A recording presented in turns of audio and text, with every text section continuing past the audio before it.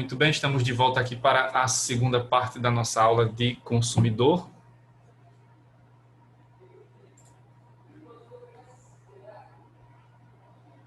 Esperando aqui mais gente voltar, para a gente retomar o assunto de hoje.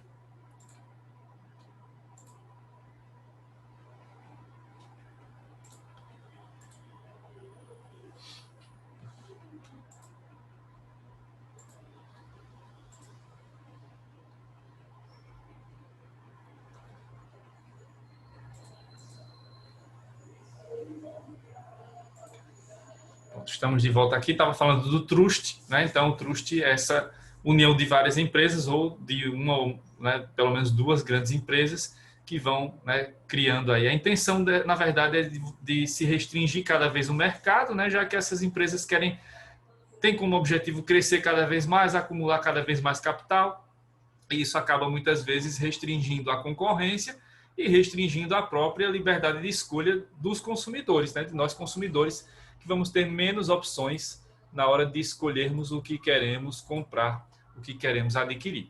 Então, Professor, olha o Artemio ali. oi? Quem é esse que entrou com o belo do... Meu Deus. Só não vem invadir a escola aqui, né, a faculdade, para fazer show no meio da pandemia sem máscara, né? O resto... Bom, então, o trust não é algo ilegal, né? Mas precisa ter precisa seguir essa regulamentação e, claro, né, quando isso afetar a questão da própria concorrência, vai gerar a necessidade, muitas vezes, de que exista a intervenção, né, dos órgãos de defesa da economia e do mercado. Se é que tem órgão que defenda mercado aqui no Brasil ainda, né? Mas, enfim, nesse mercado altamente selvagem que estamos vivendo neste momento. Então, o segundo conceito aqui, né, nesse contexto das leis antitruste, seria o cartel, né? E aí o cartel já é mais conhecido porque nós vivemos essa prática mais, né, mais próxima em vários setores da economia, né? Ou em alguns setores, pelo menos. Então, o cartel é composto por uniões ou acordos secretos feitos entre empresas concorrentes para ajustar os preços de suas mercadorias, de modo a evitar a perda de lucros em razão da disputa de mercado. Nesse caso aí específico, o cartel é proibido, é um ato ilícito, né? É proibido pela Lei 12.529 de 2011 e quem pratica esse tipo de conduta estará submetido às normas, inclusive de caráter penal, né? Porque chega a ser um crime. Então, o cartel acaba sendo a união feita entre os empresários, buscando unificar preços, né? Fazer aquele cartel que é o mais assim descarado, né? Então, deixar tudo com o mesmo preço em todos os lugares, ou fazer mudanças artificiais para, né? E aí é o mais difícil de detectar, mas faz-se mudanças artificiais no valor dos preços para dar a falsa impressão de concorrência, né? Sim, o material vai ficar disponível a partir de amanhã. Então, o cartel ele pode ocorrer, já ocorreu nas duas modalidades, inclusive em uma área econômica que a gente conhece bem, né, que é a dos postos de combustível, né? Quando se fala em cartel aqui no Brasil, esse é o ramo da economia, infelizmente, que tem maior número de denúncias, né? Até alguns anos atrás, a prática era realmente de unificar preços. Então, você ia passando com o seu carro ou com sua moto e, por exemplo, aqui em Maceió, saía daqui do Tabuleiro e ia até o centro. Todos os postos com o mesmo valor do combustível, da gasolina, do etanol, ou no caso dos caminhoneiros ou de quem tem suas picapes maiores, do óleo diesel, né? Então, era o mesmo valor. Hoje, a prática mudou. E aí o que você acaba visualizando são postos que têm preços que variam muito pouco. Centavos, 2 centavos, 3 centavos. E às vezes essa variação de preços vai sendo feita mais de uma vez por dia, né? Eu lembro quando estava indo lá para a CEUNI, né, quando a gente estava nas nossas aulas presenciais antes da pandemia, que tinham alguns postos ali no caminho da CEUNI que eles ficavam variando. Inclusive muitos de vocês me reclamavam isso, que de manhã ia abastecer e às vezes não dava tempo. E o preço da gasolina estava um. Quando chegava à noite era outro, porque havia essa variação. Né? Com isso eu não estou dizendo que os postos ali fazem o cartel, mas é um indício de que pode haver cartel. Né? Inclusive, quando aqueles grandes atacadistas começaram a chegar aqui a Maceió, né? O Macro, o Extra, né? Também não é atacadista, mas varejista. E eles começaram a colocar postos de gasolina, né? Deles próprios que cobravam um valor menor da gasolina. Houve, inclusive, ameaça de represália aos gerentes dos postos, porque não estavam aderindo ali às condutas dos donos dos postos de combustível. Então, volta e meia, né, vão saindo na mídia denúncias, né, e o próprio Ministério Público também vai apurando essas denúncias de cartel, não só em Maceió, mas Brasil afora, né? E agora, com essa alta imensa do preço dos combustíveis, mais cuidado ainda, né? Porque isso não é só feito com relação aos preços, mas também com a qualidade, porque às vezes você tem um preço lá muito abaixo do preço do mercado e a gasolina é a famosa gasolina batizada, né? Não está ali dentro das especificações básicas, né, que a Petrobras ou as distribuidoras requerem, né, ou requisitam. Então, em tempos em que a gasolina em Maceió está custando, em média, R$ 5,30 ou até mais do que isso, desconfie também se você achar um posto de combustível vendendo gasolina a R$ 4,20, porque essa diferença muito grande também pode trazer algum problema aí embutido, que seria ou o combustível batizado ou a bomba lá que não está soltando a gasolina na quantidade certa. Enfim, tem vários problemas aí, várias adulterações possíveis, certo? E aí, respondendo a pergunta do Afrânio que ele fez aqui no bate-papo, essa lei regulamenta essas condutas, né, do cartel do truste, mas não regulamenta a próxima, né, que é a holding, porque essa ainda necessita de uma melhor regulamentação. Essa ainda está muito livre, isso vai gerando muitos problemas, como eu vou mostrar a vocês na sequência, tá? A holding ou as holdings, né, que ainda nem tem uma nomenclatura específica para o Brasil, né, para o português brasileiro, elas são conjuntos de companhias dominadas por uma organização central, certo? E essa organização central é que vai ser responsável por administrar a maior parte ou todas as ações destas empresas. Só que elas são empresas tão grandes que nós nem sabemos ao certo, né, quantas são elas e o que elas representam e o que elas vendem, porque elas têm hoje ramificações em praticamente todos os setores da economia, como eu vou mostrar a vocês daqui a pouco um gráfico, né, que ilustra bem isso, tá? Então, aí só para dar um exemplo de 3 grandes holdings que nós temos com atuação no Brasil e também em vários outros países do mundo, temos a Unilever, a Coca-Cola e a Nestlé. Essas são 3 daquelas que são chamadas das 10 maiores holdings que dominam praticamente todas as marcas do mundo na atualidade. E aí a holding, né, ou a existência das holdings, ela acaba passando para nós consumidores uma falsa impressão, né? Uma das coisas que mais se exalta, né, do direito do consumidor sempre, né, e aqui no Brasil já vai completando 30 anos, né, agora em março, 30 anos da vigência do Código de Defesa do Consumidor, uma coisa que se exalta é que os consumidores têm uma suposta ampla liberdade de escolha. Porque, por exemplo, você chega no supermercado e vai se deparar com várias marcas de macarrão, várias marcas de biscoito, várias marcas de cerveja, várias marcas de vinho, né? Várias marcas de refrigerante e assim por diante. Mas será que todas aquelas marcas tão diferentes em preço e qualidade, será que elas realmente representam várias marcas diferentes ou elas só são holdings, né? Ou dependentes ou são subsidiárias de uma grande marca ou de poucas grandes marcas? É isso que eu vou mostrar para vocês na sequência. Deixa eu interromper esse compartilhamento aqui, que eu vou compartilhar outra tela com vocês para mostrar alguns exemplos de holdings. Uma brasileira, né, que começou sendo brasileira e hoje já é aí uma empresa internacional, multinacional, e outras que têm atuação no Brasil e são também multinacionais. Então vamos a elas. Bom, aí temos a JBS. O Afrânio falou na primeira parte da aula, eu comecei a rir aqui, que parece que ele estava lendo meus pensamentos, né? Porque a JBS viria logo na sequência, né? JBS que se cuide, né? Então a JBS ela é uma empresa brasileira, né? Ela começou sendo brasileira e hoje ela tem capilaridade em praticamente todos os continentes do planeta. E ela fabrica N coisas. A gente pensa em JBS como frigorífico, né? A Friboi. Não, não é. Não é só isso. Tem muito mais além disso.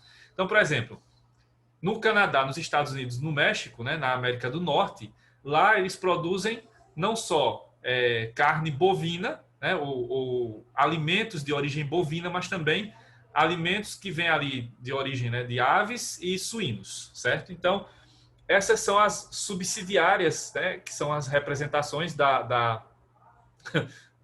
Tony Ramos, o gerente. Bem que ele queria ser, mas não dá, não deu. Só foi um garoto propaganda até o escândalo que saiu naquela época. Então, essas empresas todas, nessa lista toda aí de empresas que tratam de aves, né, do setor de aves, bovinos e suínos, são representações da Friboi, ou da JBS, perdão, na América do Norte, Canadá, Estados Unidos e México. Aqui, né, na América do Sul, especialmente no Mercosul, né, Brasil, Argentina, Uruguai e Paraguai, aí você tem várias marcas que são representações da JBS. E aí a gente só pensa que no Brasil é a Friboi. Não, tem muito mais coisa. Então, veja, aqui no Brasil, a JBS é a holding, né, da qual você tem essas derivações. Seara, né, que é uma marca voltada ali realmente para alimentos, embutidos, etc. Doriana, né, que é uma marca de margarina. Resende, né, que fabrica um monte de coisas. Confiança também, né, que é né, vende alimentos. Macedo, que não é muito conhecido aqui na nossa região. Delicata, salvo engano também é margarina. Lebon, Excelsior, Wilson, que é aquele de quitutes, né, aquela embalagenzinha. Tequitos também não é muito conhecido por aqui. Pena Branca e Seara Gourmet. Então, são várias empresas aí que são subsidiárias da JBS. E no Mercosul você tem a Friboi, a Swift, Cabanha Las Ilhas, Armour, Plate, Massa Leve, Maturata, etc, etc. Tem um monte de outras empresas aí que são todas subsidiárias da JBS, dessa grande holding que é a JBS. Na Europa, principalmente Reino Unido, França, Holanda e Itália, tem lá 3 empresas, né, que são subsidiárias da Friboi na Europa. E na Oceania, na Austrália, também tem empresas da JBS. Então, veja, a JBS é um exemplo de holding. Essa holding, no caso, que surgiu aqui mesmo no Brasil e tem essa expansão aí para quase todos os continentes. Falta só Ásia e África para completar aí a atuação global da JBS no comércio e na produção de alimentos. E aqui está esse gráfico maior, né, em que mostra as grandes holdings, que são a Kraft, Coca-Cola, PepsiCo, essa que tem uma siglazinha, né, que não dá para ver o nome, Kellogg's, Mars, Unilever, Johnson Johnson, Procter Gamble, que é a P&G, e a Nestlé. E aí observem não sei se está, depois eu vou compartilhar isso para vocês olharem melhor, porque aqui no computador dá para ver bem. Se vocês estiverem, por exemplo, com um celular, não vai dar para ver tão legal, né, porque a tela é pequenininha. Mas acho que no notebook, no computador de vocês dá para ver um pouquinho melhor. Então, veja, a ramificação, né, que você tem dessas holdings. Por exemplo, pegando aqui o caso da Nestlé, você tem aqui, desde os alimentos que a gente conhece, né, os chocolates, porque a gente sempre associa Nestlé a chocolate, laticínio, etc. Mas não é só isso. Veja, tem cosméticos, a L'Oréal é uma subsidiária da Nestlé, Garnier. Você tem outras marcas menos conhecidas de produtos para bebês, etc.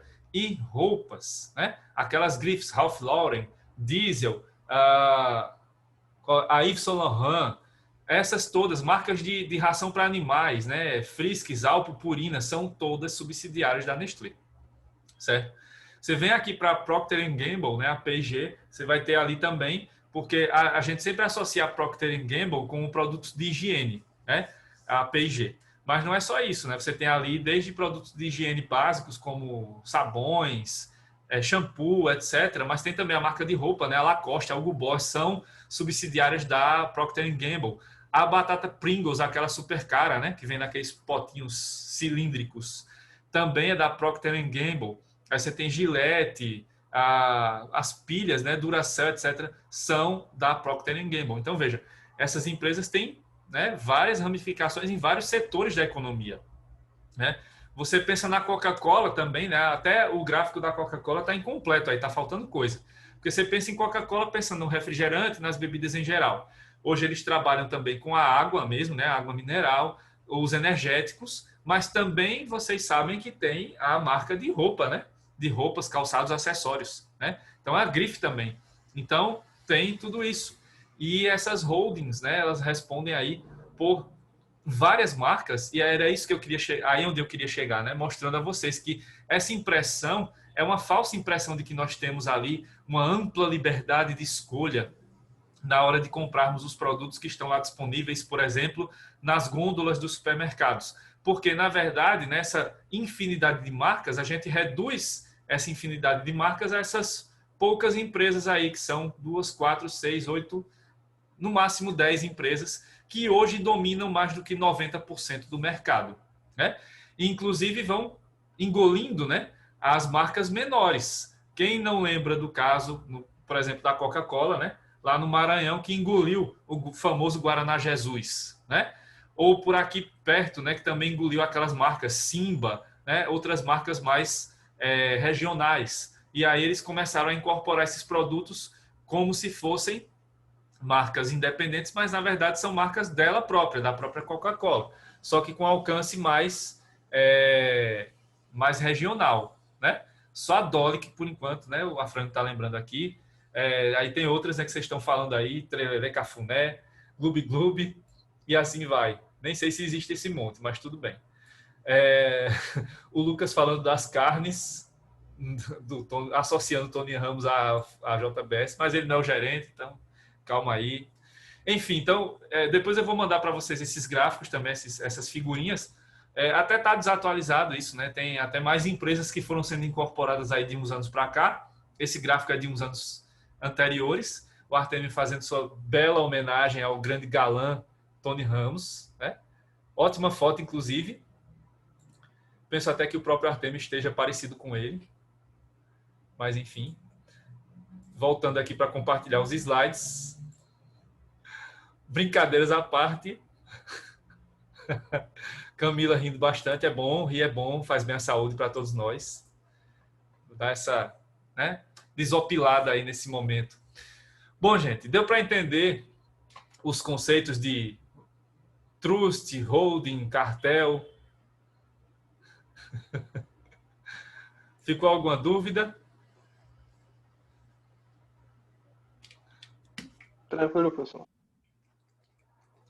Ô, professor, assim, parece ser bem parecido, né? O conceito de holding com o de trust. Mas, assim, parece que o trust é como se fosse a tentativa de formar uma holding, né? E a holding já é a coisa. Isso. A holding, na verdade, ela é uma... Você pegou bem a ideia. A holding, ela acaba sendo um aprofundamento, né? Algo muito pior do que o trust. E o problema da holding em todo o mundo, não é só no Brasil, é porque ela está sendo feita à margem da lei. Não há nenhuma regulamentação sobre isso, certo? E isso acaba gerando essa possibilidade de se ter um capitalismo extremamente selvagem, né? Indomável, em que essas empresas gigantes vão engolindo as outras. É impossível você ter uma empresa pequena, por exemplo, que fabrica refrigerantes regional hoje, sem ser incomodada pela Coca-Cola, pela PepsiCo, por outras, né? Mais cedo ou mais tarde, elas ou vão sufocar aquela empresa a ponto dela chegar à falência, ou ela vai encontrar a única saída, vai ser vendida para conseguir algum dinheiro, e aí ela vai ser incorporada àquela grande holding, que vai agora incorporar a marca como se fosse sua e manter essa impressão para o consumidor de que existe concorrência, sem existir, né? E esse é o grande problema, porque falta transparência nessa negociação toda, né? Poucas pessoas sabem que existem essas holdings. Poucas pessoas têm acesso a esse gráfico para ver, né, quais são as holdings que representam cada empresa. Então, na cabeça do consumidor médio, existe essa grande concorrência e isso é uma coisa linda, maravilhosa. Mas não é bem assim. Porque se você for olhar mesmo, né, colocar essas lentes de aumento, você vai perceber que lá na gôndola do supermercado, ao invés de você ter essa impressão de ter lá 20, 30 marcas diferentes de biscoito, se muito houver, são 4. Né? E dessas 4, ainda há alguma coisa lá que pode se enquadrar num truste ou num cartel. Então, ainda tem esse problema. Né? Isso acaba sendo, né, gerando a necessidade aqui cada vez mais urgente de se ter uma regulamentação sobre isso. Mas como vamos ter regulamentação sobre isso se a gente vive um momento de ultraliberalismo, né? no caso especificamente do Brasil, em que tudo vai sendo aí, né, entregue para o mercado e a mínima interferência, né, nesse suposto, nesse ente que não sabemos quem é, mas que sabemos que ele existe, né, quase como um Deus onipresente, qualquer interferência nesse mercado gera problemas. Então, o que fazer, né, nesse caso? Nesse momento, não vejo possibilidade nenhuma de regulamentar holdings, até porque fora do Brasil, lá no mundo desenvolvido, Estados Unidos e Europa, também não existe essa tendência. Então, como a gente copia muito o que acontece lá, e lá não tem movimento nenhum, né? Nenhum movimento relevante, porque há vários movimentos contrários, né, a essa expansão das holdings.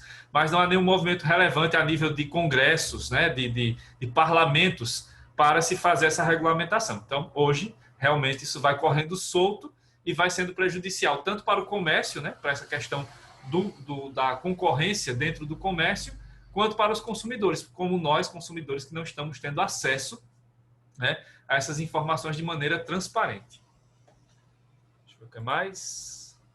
Ok. Bom, então vamos seguir aqui mais um pouquinho. Voltando, né, fecho o grande parênteses que eu abri para falar de trust, cartel e holding. E agora a gente fecha essa análise dos Estados Unidos, falando um pouquinho sobre a crise de 29, né, que houve lá. E aí, após a crise de 29, surge a necessidade de regulamentação, né, de mais presença do Estado na economia norte-americana.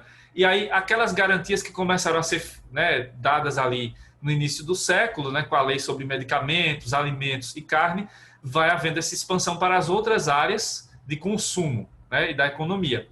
E aí chegamos aos anos 60, né, a década de 60 do século passado, em que ocorrem alguns fatores que vão fazer com que novamente, né, se impulsione essa evolução do direito do consumidor lá nos Estados Unidos. Esses fatores foram o escândalo envolvendo o uso da talidomida, o surgimento de produtos mais complexos, né, cada vez mais tecnologias surgindo ali na fabricação de carros, né, de motos, de televisores, enfim, né? E a mensagem do então presidente John Kennedy ao Congresso norte-americano, reconhecendo os direitos do consumidor, além do crescimento das chamadas class actions, impulsionado principalmente pelo advogado Ralph Nader, buscando mais segurança nos veículos automotores e o crescimento de associações e organizações de consumidores que consolidaram esse movimento de proteção do consumidor naquele país. Voltando um pouquinho para falar um pouquinho de cada coisa, né, que eu falei aí desses fatores. Primeiro, a questão da talidomida. A maioria de vocês aí é bastante jovem, não deve lembrar, não deve nem ter ouvido falar desse remédio, né, desse medicamento.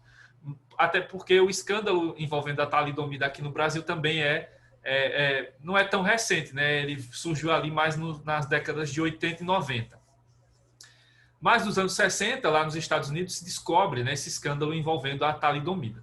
A talidomida é uma droga, né, um remédio, um princípio ativo de alguns remédios, de alguns medicamentos. E esse medicamento, por muitas décadas, foi receitado por médicos para mulheres que estavam no começo da gravidez e sentiam aqueles enjoos que são habituais, né? A maioria das mulheres grávidas vai sentir enjoos.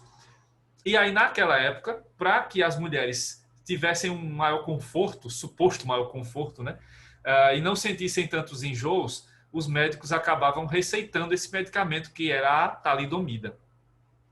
E com o passar do tempo vai se descobrindo, né, vai se associando, né, o uso da talidomida a situações terríveis, em que crianças acabavam nascendo com a falta de órgãos ou de membros, principalmente membros superiores e inferiores. Então começa a haver uma proliferação, né, de uma situação de crianças que vão nascendo ali, não proliferação, uma profusão, para usar a palavra mais correta, né?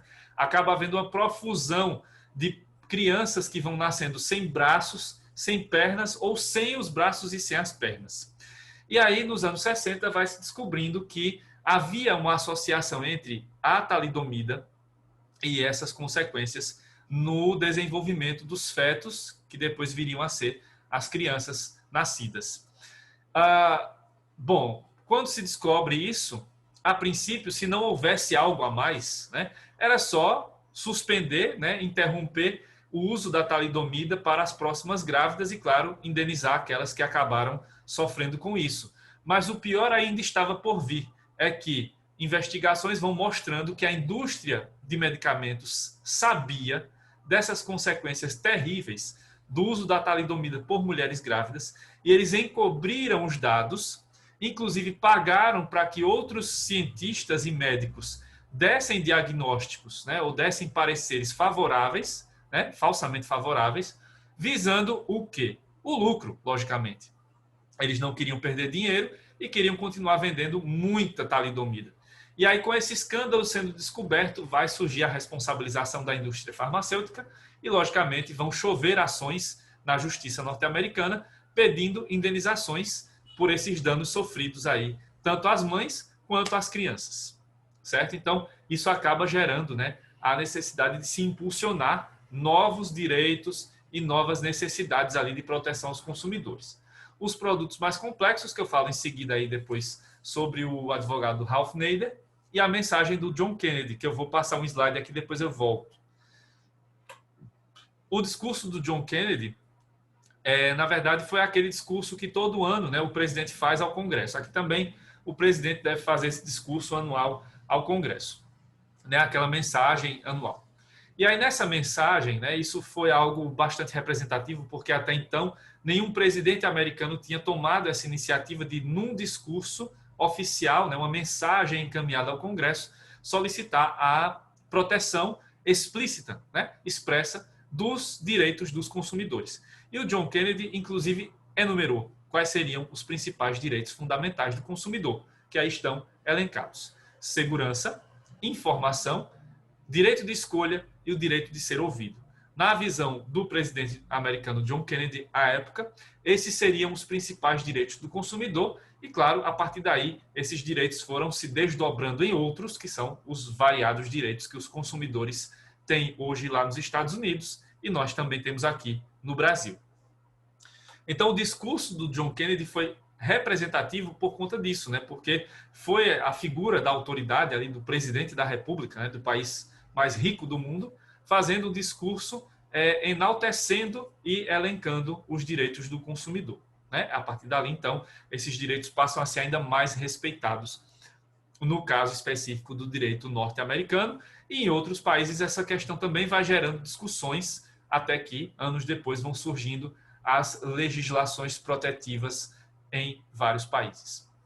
E aí, voltando aqui um pouquinho para a questão dos produtos mais complexos, especificamente em relação aos automóveis, né, aos veículos que começavam a ganhar alguns acessórios importantes, né, começavam a ganhar motores mais potentes e começavam também a, né, gerar mais velocidade e maiores riscos, portanto, de acidentes fatais.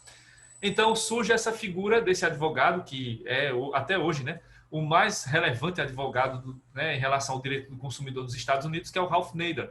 E o Ralph Nader vai começar a defender os consumidores, tanto as vítimas especificamente que sobreviveram aos acidentes de carro, né, quanto os familiares das vítimas que acabaram morrendo nesses acidentes. E aí ele vai, né, juntando essas vítimas ou familiares em ações coletivas, que são as class actions. E aí, nas ações coletivas, eles iam buscando, né, com a representação do Ralph Nader, indenizações perante as empresas de automóveis e, claro, também a criação de legislações ou de normas que pudessem regulamentar os equipamentos de segurança.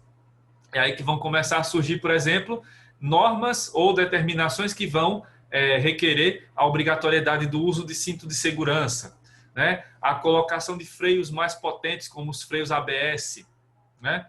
E outros tantos dispositivos de segurança, como os airbags, etc, etc. Então, a partir daí, vão surgindo essas necessidades de se usar equipamentos de segurança que vão sendo cada vez mais desenvolvidos nos automóveis, como temos hoje, né? Sensor de estacionamento, câmera de ré e outros tantos, né? E até carros mais luxuosos, né? Que até hoje já fazem a baliza, né? Já estacionam ali no lugar do próprio motorista, já tem aquele detector, né? Para evitar a colisão, né? Então, quando vai chegando muito perto, ele mesmo já ativa um dispositivo de freio, etc. Tem muitos dispositivos, né? Hoje já de segurança nos veículos, principalmente os veículos mais luxuosos. Tudo isso começa a partir daí, dessas ações que o Ralph Nader vai ajuizando na defesa dos consumidores ali naquela época. E daí em diante, né, o direito norte-americano vai se desenvolvendo cada vez mais e hoje, até hoje, né, é o direito mais desenvolvido do ponto de vista de defesa dos consumidores, né? Pode ser e é, né? Os Estados Unidos não têm tanto desenvolvimento em algumas áreas, como o direito à saúde, por exemplo, né? Dá para ver, não é à toa que os Estados Unidos são o país hoje com o maior número de mortes e de casos da pandemia da Covid-19, né?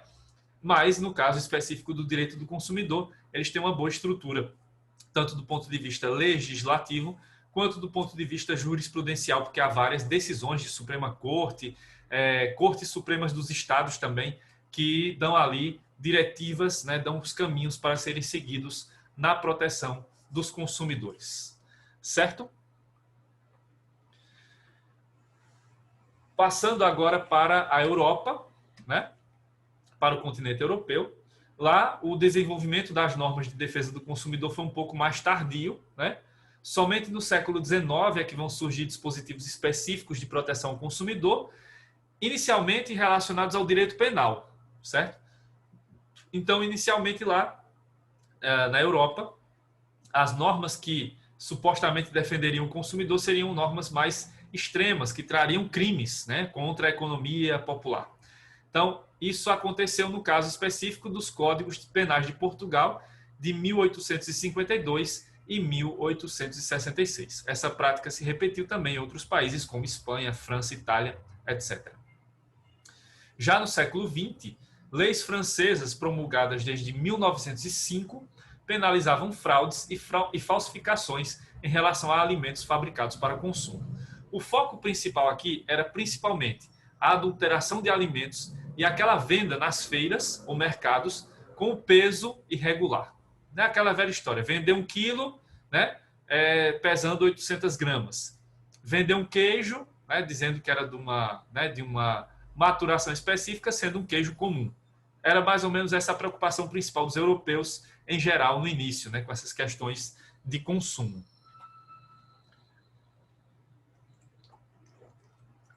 Dando sequência, né, no século XX, a partir dos anos 70, os países da Europa Ocidental começam a adotar legislações específicas voltadas para o direito do consumidor. A lei mais famosa, né, dessa época foi a Lei Royer, da França, né, de 1973. Não é um código, mas é quase como se fosse, né, o Código do Consumidor dos franceses.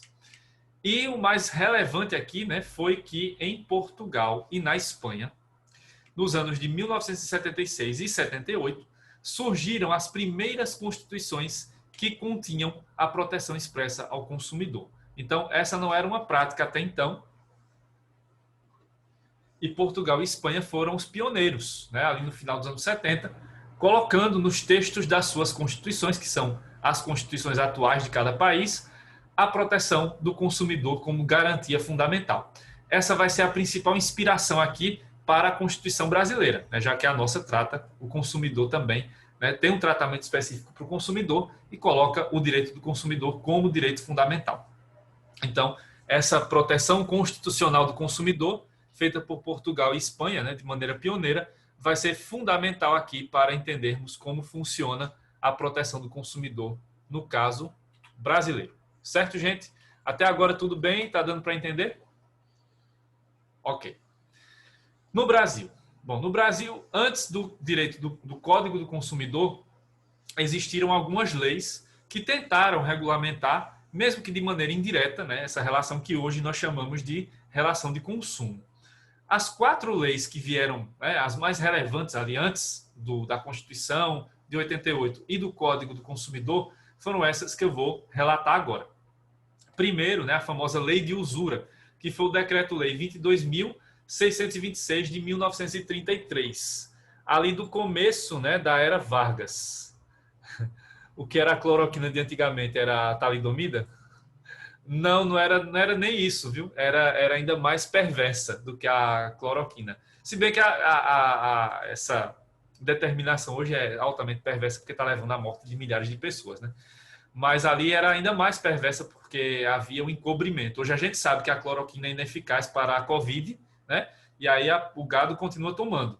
Mas naquela época ninguém sabia da talidomida, né? Só a indústria farmacêutica. Agora não, agora a gente tem informação tão ampla e a gente se nega. A gente não, que eu não me incluo no gado. Mas o gado se nega a aceitar o óbvio, né? Cientificamente comprovado, e prefere continuar assim, tomando essas drogas aí que servem para outras doenças, não para a Covid, já que ainda não tem remédio confirmado, né? Ou comprovado cientificamente para combater a Covid.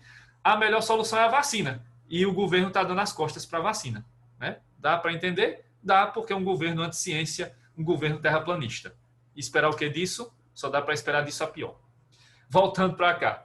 A lei de usura, ela tratava dessa questão do crime de usura e incluía, inclusive, os bancos, né, como a prática de usura, juros exorbitantes e tal, o chamado anatocismo. Mas, claro, né, alguns anos depois, o Supremo Tribunal Federal tirou os bancos da lei de usura.